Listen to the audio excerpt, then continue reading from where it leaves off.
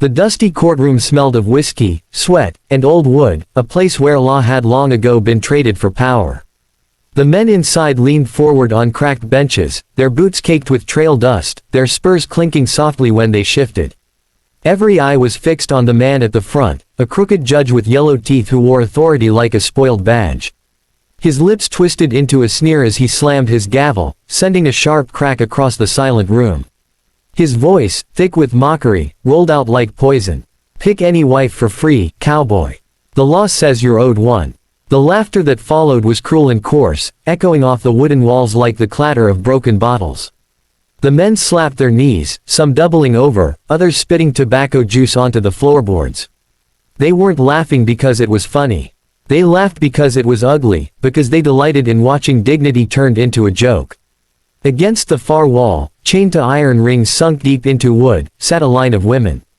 Their faces were hollow from hunger, their wrists raw from cold steel. Some lowered their eyes in shame, others stared blankly at the floor, and a few let silent tears track down their dirt-streaked cheeks. They weren't wives. They weren't brides-to-be. They were survivors of poverty, misfortune, and the cruelty of men who believed themselves above mercy. One of them, however, looked different. She sat at the very end, her chains tighter, heavier, her ankles bruised from the weight. Her eyes burned, not with fear, but with a fire that could not be smothered. Even in defeat, even in the shadow of the judge's smirk, she did not bow. That spark drew the cowboy's attention long before he said a word. The cowboy stood in the center of the courtroom, his presence as solid as the timber beams holding up the roof. His wide-brimmed hat cast a shadow across his eyes, but the tightness in his jaw spoke louder than words. Dust clung to his coat, and his boots carried the wear of endless miles across desert and canyon. He did not laugh. He did not flinch. He stood like a man carved out of the very earth, silent but immovable. When the judge's mockery died down, the cowboy raised his hand slowly. His finger extended, cutting through the haze of smoke and laughter.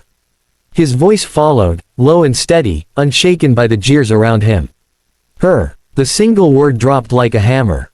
The laughter choked off. The men who had been grinning fell silent, their eyes snapping toward the girl in chains at the end. Even the judge paused, his grin faltering before curling into something darker. "Her," he repeated, his voice sharp. He leaned forward, squinting at the girl. "Boy, you just picked yourself a curse." The cowboy's stare did not waver. His silence was louder than defiance. He had chosen, and nothing in the judge's words could undo it. The room stirred with whispers. Some men shook their heads, muttering about foolishness. Others smirked knowingly, as if already predicting the cowboy's downfall. A few simply spat on the floor, disgusted that anyone would see worth in a woman like her. But the girl, she raised her eyes for the first time. For the first time, she looked not at her captors but at the man who had chosen her. Confusion flickered in her gaze, followed by something deeper, something fragile, hope. The judge slammed his gavel again. "Untie her," he barked. "Let the fool take what's his." Two deputies moved forward, their faces twisted with annoyance as they unlocked the cuffs. The chains clattered to the floor, heavy links ringing out like a final verdict. The girl stumbled forward, her legs weak from days of captivity. She caught herself against the post, breathing hard, refusing to fall. The cowboy stepped forward, his boots thudding on the wooden floor. He reached out a steady hand, not to grab her, not to drag her, but to offer balance. For a moment, she hesitated. She had been treated as property for so long that kindness felt foreign. But something in his eyes told her this was not another cruel joke. She placed her hand in his, and he pulled her gently to her feet. Gasps murmured through the crowd.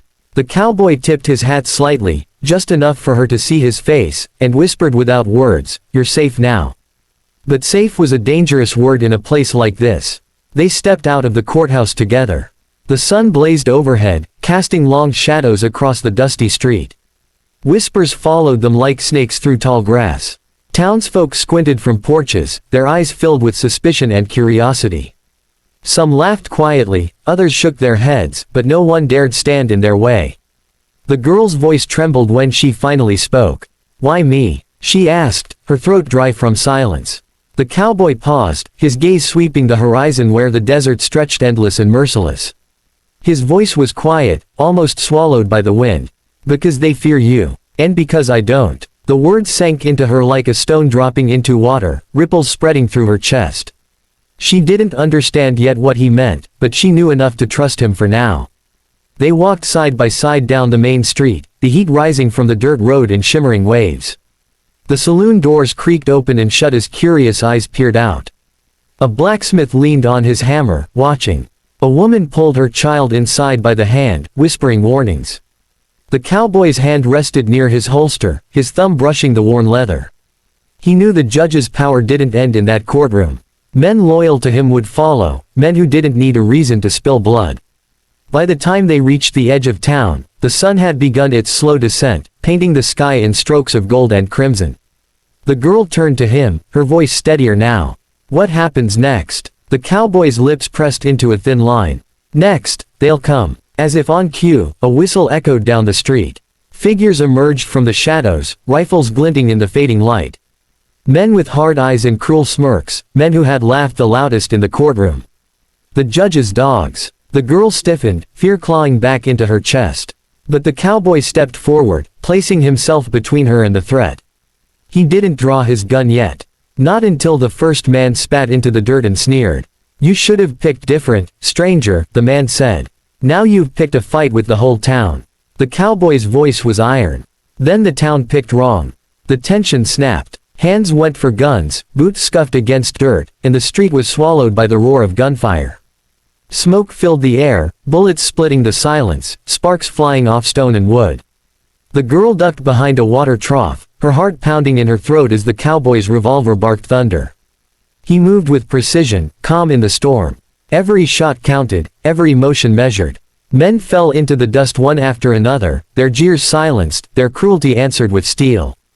The judge's men weren't used to fighting someone who stood without fear, someone who fought not for pride or power, but for principle. When the smoke finally cleared, the street was littered with bodies and silence. The townsfolk who had watched from doorways now stood frozen, their faces pale with shock. The cowboy reloaded slowly, his eyes never leaving the horizon. The girl rose from her cover, her hands trembling, her breath quick and shallow. She looked at him as if seeing him for the first time, not just a stranger, not just a rescuer, but a man who had risked everything for her. He tipped his hat again, as calm as though the storm hadn't just raged. You're free now, he said. The words struck deeper than any bullet could. Free. She touched her wrists where the chains had been, still raw, but no longer bound. Tears welled in her eyes, but she held them back, swallowing the weight of years in silence. They walked out of town together, leaving behind the bodies, the whispers, the broken power of a judge who would never sneer again. Ahead of them stretched desert and danger, but also something more, possibility. The girl glanced at the cowboy, still uncertain of what the future held. But for the first time in years, she felt the warmth of choice burning inside her. And with each step into the fading light, the legend of the cowboy and the girl in chains was born, a tale of defiance, fire, and the courage to stand when no one else would.